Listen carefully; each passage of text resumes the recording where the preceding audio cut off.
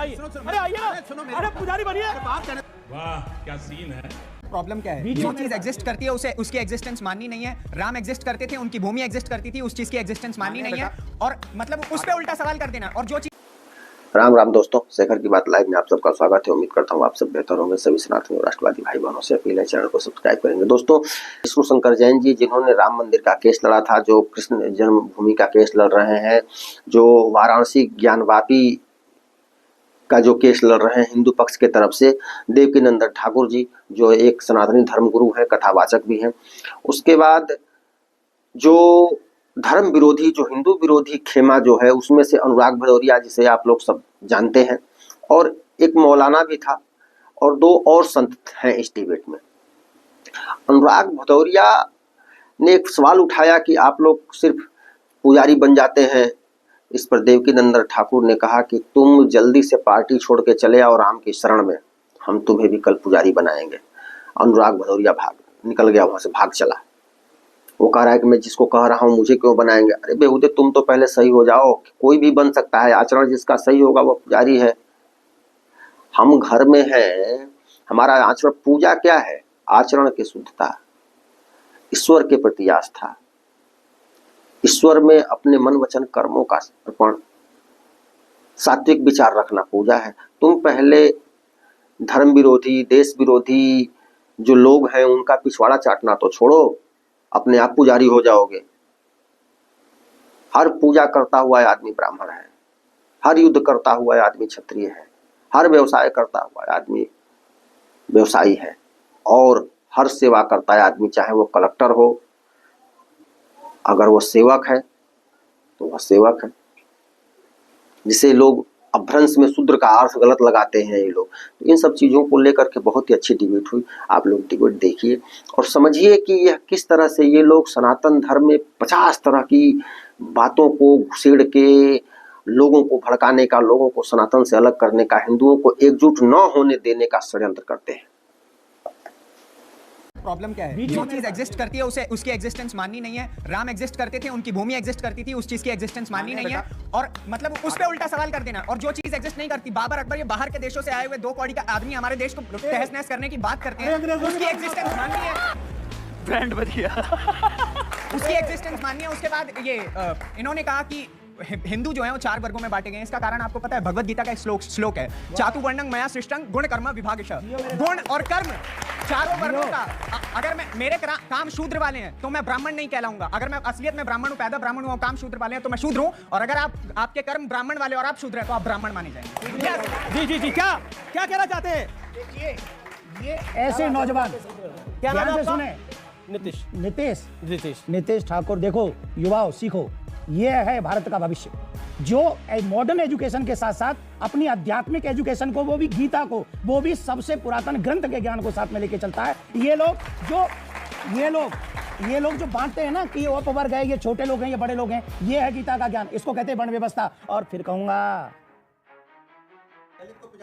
सुनिए, अरे आप तो इसी से आते हैं। सुनिए, अरे आप छेड़ दिया है, अब सुनना पड़ेगा। सुनो, अब मेरी बात सुनो, सुनिए। नहीं, परेशान नहीं। 2 महात्मा बैठे हैं, छेड़ दिया है आपने। अरे मौलाना, हम आपको भी पुजारी बनवा सकते हैं, बनने को आप तैयार तो हो? गजब बेइज्जती है। आप बनो, हम आपको पुजारी बनाते हैं, आप बनाइए। चोटी रखाओ, टोपी उतारो, नहीं, मेरी बात सुनिए। करवा दीजिए। हम क्या कह रहे हैं? अनुराग जी ने पुजारी बनने की बात कही है। अनुराग जी पार्टी छोड़े, हम आज ही इनको पुजारी बनाएंगे। अभी बनाएंगे, अभी। पार्टी छोड़ो, पुजारी बनो। पार्टी छोड़ो, तैयार हो पुजारी बनने के लिए? अनुराग जी चलिए, आइए। अरे आइए ना, अरे पुजारी बनिए। वाह क्या सीन है। पुजारी बना रहे हैं, मैंने उनसे ठीक है, पुजारी बनना चाहिए ना। मैंने देवकीनंदन ठाकुर जी ने अभी आ जाइए। अरे यहीं इस्तीफा करिए, अभी आ जाइए, इस्तीफा करिए, आइए। हाँ, चलो। मैं तो ये कह कहाँ छेड़ दिया आपने? बोला ना, मैंने तो प्रभु आपको बोला, आपको तो मैंने बोला नहीं आप आइए राजनीति ज्वाइन कर लीजिए। अरे मैं कह रहा हूं आप राजनीति कर लीजिए, पुजारी की बात आइए राजनीति कर लीजिए। पुजारी की आपने बोला, मैंने बोला दलित पुजारी बना दीजिए, तो आप मेरे ऊपर भाग गए। मेरी बात पुजारी सुनिए। बनाने बोलिए बनाएंगे, क्यों बांट रहे बोलिए हैं? बनाएंगे, बोलिए बनाएंगे, सुनिए। बोलिए बनाएंगे, ना बोल दीजिए बनाएंगे। सुनिए, बताइए। पुजारी बनेगा, बोल दीजिए राम मंदिर का बोलिए अनुराग इधर आ जाइए, अनुराग इधर आ जाइए। हमारे मैंने कहा साधु की कोई जाति नहीं, फिर भी जो जन्म से कहीं न कहीं दलित थे 45 महामंडल रहे। कान खोल के सुनिए 45 सर बनवा दीजिए। हमारे साथ बोल रहा हूँ, इसी बात कर इन्हें भी बनवा दीजिए। अनुराग जी, अनुराग जी, इसी बात कर रहा हूँ, क्या बात उठा रहे हो? अयोध्या में सबरी के बेर अरे भैया एक मिनट सुनो सुनो सुनो। मेरा सवाल यहाँ पे बैठे सभी से, आप सभी से, कि हमारे देश की स्थिति क्या इतनी बिगड़ गई है कि हम आज भी शिक्षा, रोजगार जैसी बातों के मुद्दे को हटाकर हम आज भी हिंदू और मुस्लिम की बातें कर रहे हैं। ये सिर्फ और सिर्फ एजेंडा है। हर 15-20 दिन बाद आप लोग ऐसी डिबेट लेकर आते हैं जिसमें हिंदू और मुस्लिम की बात होती है और जनता को भटकाया जाता है।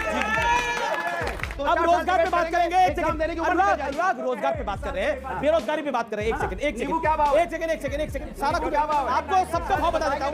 और देखिए अनुराग, देखिए रकस क्रिएट करना मकसद नहीं है। एक सेकंड देखिए मेरा निवेदन है, रकस क्रिएट नहीं करना, मैं चर्चा करनी है, क्योंकि रोजगार और बेरोजगारी की बात हुई तो मैं कहना चाहता हूं इस देश के अंदर रोजगार और बेरोजगारी का मुद्दा कितना पुराना है। इसका एक छोटा सा एग्जांपल दे देता हूं मैं। रोटी और कपड़ा मकान एक पिक्चर आई थी आज से 40 साल पहले। एक फिल्म आई थी, एक सेकंड, अनुराग शांति ऑडियो डाउन है आपका। और दूसरी फिल्म एक आई थी मेरे अपने, जिसमें आपने बड़ा फेमस डायलॉग है, शत्रुघ्न सिन्हा होते थे और वो विनोद खन्ना के घर जाते हैं, उनकी मां को बोलते हैं कि जाइए बता देना छेनू आया था। बड़ी पुरानी पिक्चर है, वो बेरोजगारी पे थी। तो महंगाई और बेरोजगारी इस देश में उतनी पुरानी समस्या है जितना देश है पुराना, इसमें कोई दो राय नहीं है। लेकिन हर दौर में बात होती है, हर दौर में बात होगी। और आपने जो बोला, आपने बहुत अच्छा सवाल पूछा और मैं ये कहना चाहता हूं, हाँ इस देश के अंदर हिंदू और मुसलमान हो रहा है, इस देश के अंदर हो रहा है, आपने जैसा बोला हो रहा है। लेकिन 1947 के अंदर किसने हिंदू मुसलमान किया था जब देश का बंटवारा हुआ था? 1990 में जब कश्मीरी हिंदुओं को उनके घर से निकाला गया था, मस्जिद से आह्वान हुआ था, तो किसने हिंदू मुसलमान किया था? और तो और मुजफ्फरनगर दंगे हुए थे आपके कार्यकाल में, किसने हिंदू मुसलमान किया था? भागलपुर दंगे हुए थे, किसने हिंदू मुसलमान किया था? गोधरा में ट्रेन जलाई गई थी, किसने हिंदू मुसलमान किया था? पॉइंट